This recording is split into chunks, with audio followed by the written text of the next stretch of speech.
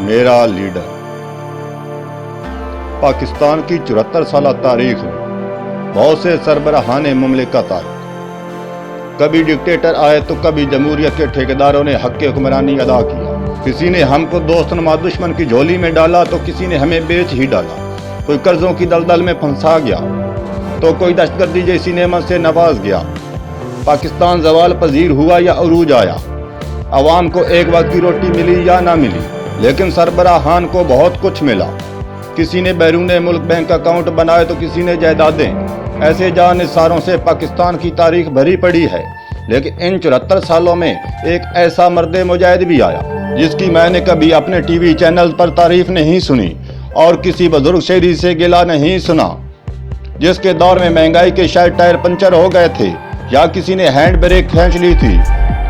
لیکن اس سے اہم یہ کہ پاکستان مخالف عناصر کو شاید سانپ سونگھ گیا تھا۔ سب اس سوچ میں تھے کہ یہ شخص کر کیا رہا ہے۔ اس مرد مجاہد نے جہاں سوویت یونین کو دن میں تارے دکھائے، وہیں دشمن کو تگنی کا ناچ نچایا۔ ایک ایسا شخص جس نے قومیت سے نکل کر پورے عالم اسلام کا سوچا، ایک ایسا شخص جس کے لیے امام کعبہ نے مصلی چھوڑ دیا، ایک ایسا شخص جس کو بھی یک وقت 2 دفعہ روضہ رسول صلی اللہ علیہ وسلم کے اندر جا کر حاضری نصیب ہوئی۔ جب اس نے دنیا فانی چھوڑی تو اس کے روایتی حکمرانوں کی طرح نہ تو بینک اکاؤنٹ بھرے ہوئے تھے اور نہ ہی جائیدادیں تھیں، جس پر آج طرح طرح کے الزام لگ رہے ہیں۔ اس مرد مجاہد کا نام ہے جنرل ضیاء الحق شہید، جسے میں اپنا لیڈر مانتا ہوں۔ اگر قائد اعظم کے بعد میرے وطن کو حقیقی معنوں میں کوئی سربراہ ملا تو وہ جنرل ضیاء الحق شہید تھا۔